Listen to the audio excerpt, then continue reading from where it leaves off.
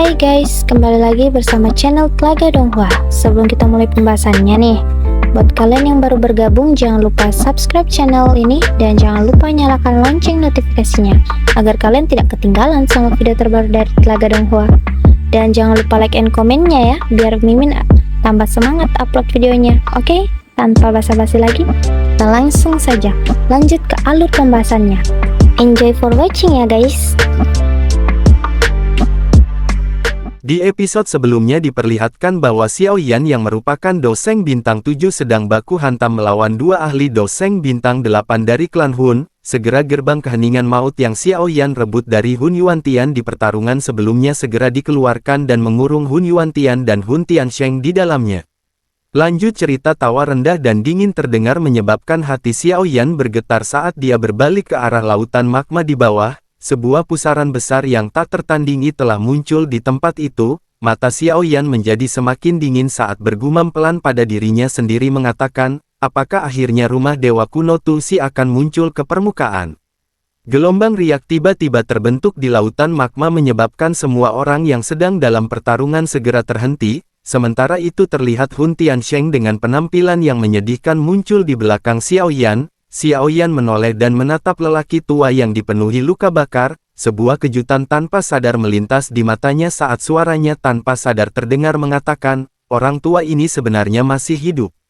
Senyum dingin muncul di sudut mulut Xiao Yan setelah melihat sosok Hun Yuantian yang telah tewas di tangan Tiansheng. Xiao Yan telah menggunakan 13 teratai api pemusnahan dan meledakkan gerbang keheningan yang mematikan. Kekuatan destruktif yang diciptakan cukup menakutkan. Meskipun Hun Yuantian dan Hun Tiansheng adalah bintang 8 elit doseng, mereka masih berakhir dengan satu tewas dan satu terluka parah. Hun Tiansheng meludahkan seteguk darah segar sebelum melihat ke arah Xiao Yan dari kejauhan dengan wajah ketakutan. Dia mengerti bahwa dia mungkin tidak dapat bertarung dengan Xiao Yan dalam kondisinya saat ini. Hun Tiansheng segera mengatupkan giginya dan dengan cepat mundur. Sementara itu Xiao Yan hanya melirik Hun Tiansheng yang telah melarikan diri tetapi tidak mengejarnya. Pada saat ini rumah Dewa Kuno Tulsi akan segera muncul. Pusaran air magma berputar dengan intensitas yang semakin besar. Suara percikan yang menggetarkan seluruh dataran bergema di atas cakrawala. Suara keras tiba-tiba bergema di seluruh cakrawala. Segera setelah itu tiga sosok menyedihkan dipukul mundur. Dua dari mereka berada dalam kondisi menyedihkan. Aura mereka hampir sepenuhnya menghilang setelah dipukuli oleh Gu Yuan. Dua sosok manusia dengan wajah pucat segera berbicara mengatakan, Tuan Nihility, kita tidak bisa menghentikannya. Beberapa ketidakpuasan melintas di mata Nihility Devouring Flame, tidak disangka dia masih tidak bisa melawan Gu Yuan meskipun jiwanya telah maju ke negara di. Gu Yuan muncul tidak jauh dari ketiganya, matanya acuh tak acuh saat melirik mereka. Jika bukan karena jiwa Nihility Devouring Flame telah mencapai kelas Distet, Gu Yuan pasti sudah membunuh dua lainnya. Gu Yuan mengangkat kepalanya dan menatap Hun Tiandi yang mengendalikan giok Dewa Kuno Tulsi. Kilatan dingin melintas di matanya saat dia melangkah maju, ruang berfluktuasi dan dia muncul di belakang Hun Tiandi. Gelombang energi melonjak berubah menjadi telapak tangan besar yang dengan kejam melesat ke arah Hun Tiandi. Hun Tiandi tertawa terbahak-bahak melihat serangan Gu Yuan.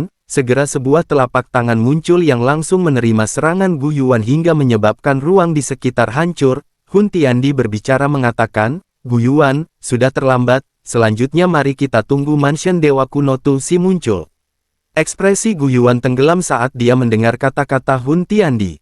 Matanya melirik ke laut magma di bawah dan menemukan bahwa pusaran air di laut magma tiba-tiba menyusut 10 kali lipat. Setelah pusaran air dikeluarkan, pilar api magma setinggi 10.000 kaki tiba-tiba keluar dari laut magma menyebar ke segala arah. Banyak dari kedua belah pihak terjebak di dalamnya. Panas yang ekstrim mengakibatkan kematian dari kedua belah pihak. Hun Tiandi mengungkapkan kegembiraan liar saat dia melihat gelombang raksasa yang muncul di permukaan magma. Dia bisa merasakan bahwa giok Dewa Kuno Tulsi di tangannya tiba-tiba menjadi sangat panas. Singkat cerita magma merah cerah tersebar sehingga memperlihatkan rumah Dewa Kuno yang perlahan bangkit dari magma dan berdiri di langit di depan banyak pasang mata terkejut. Hun Tiandi bergumam pada dirinya sendiri mengatakan, aku akhirnya menemukanmu. Gu Yuan sedikit linglung. Dia terkejut ketika dia melihat pintu batu kuno yang berdiri di atas magma. Gu Yuan bergumam pelan mengatakan, apakah ini rumah dewa kuno yang legendaris? Gu Yuan pulih sesaat kemudian setelah melihat pintu batu kuno, matanya mengandung perasaan yang agak rumit. 8 klan kuno telah terlibat dalam beberapa pertempuran kacau untuk istana dewa kuno ini, tidak terduga bahwa itu bisa dipanggil ribuan tahun kemudian ketika hanya 4 dari 8 klan yang tersisa. Xiao Yan menghela napas panjang, meskipun ini sudah kedua kalinya dia melihat pintu batu kuno ini, masih ada beberapa kejutan di hatinya. Dia bisa mendeteksi bahwa semakin dekat dia ke pintu batu, semakin besar tekanan yang dia rasakan. Berdasarkan tebakannya, kemungkinan hanya ada sedikit orang yang hadir yang bisa menuju ke depan pintu batu. Xiao Yan bergumam pada dirinya sendiri mengatakan, rumah dewa kuno telah muncul, kemungkinan Hun Tiandi akan bertindak untuk mengambil dipil embrionik, namun mengapa makhluk misterius itu tidak muncul? Sementara itu Hun Tiandi menghirup beberapa napas dalam-dalam saat dia berdiri di langit, baru saat itulah dia menekan emosi yang bergolak di dalam hatinya. Segera setelah itu dia perlahan mengangkat giok dewa kuno Tusi di tangannya. Giok kuno samar-samar memancarkan cahaya yang mengalir di atasnya. Pada saat yang sama pintu kuno yang telah tertutup rapat selama 10.000 tahun tampaknya menunjukkan tanda-tanda akan terbuka.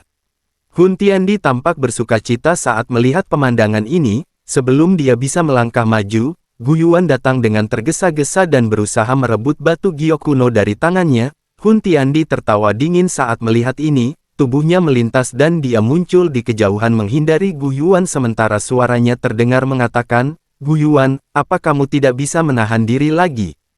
Gu Yuan tertawa dingin sementara tubuhnya melesat mengikuti Hun Tiandi dan tidak memberinya waktu untuk membuka mansion. Gu Yuan mengatakan, bagaimana bisa begitu sederhana untuk membuka mansion?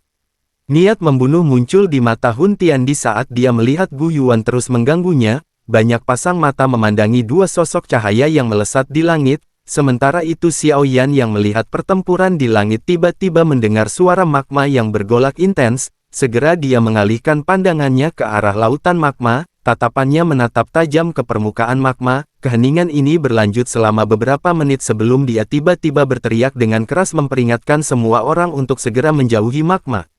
Gelombang raksasa setinggi 100.000 kaki tiba-tiba muncul di laut magma saat teriakan Xiao Yan terdengar. Segera setelah itu raungan yang menggetarkan cakrawala bergema dengan cara yang hebat. Ekspresi Gu Yuan dan Hun Tiandi tiba-tiba berubah setelah raungan yang menggetarkan cakrawala terdengar. Aura ini sebenarnya tidak lebih lemah dari mereka.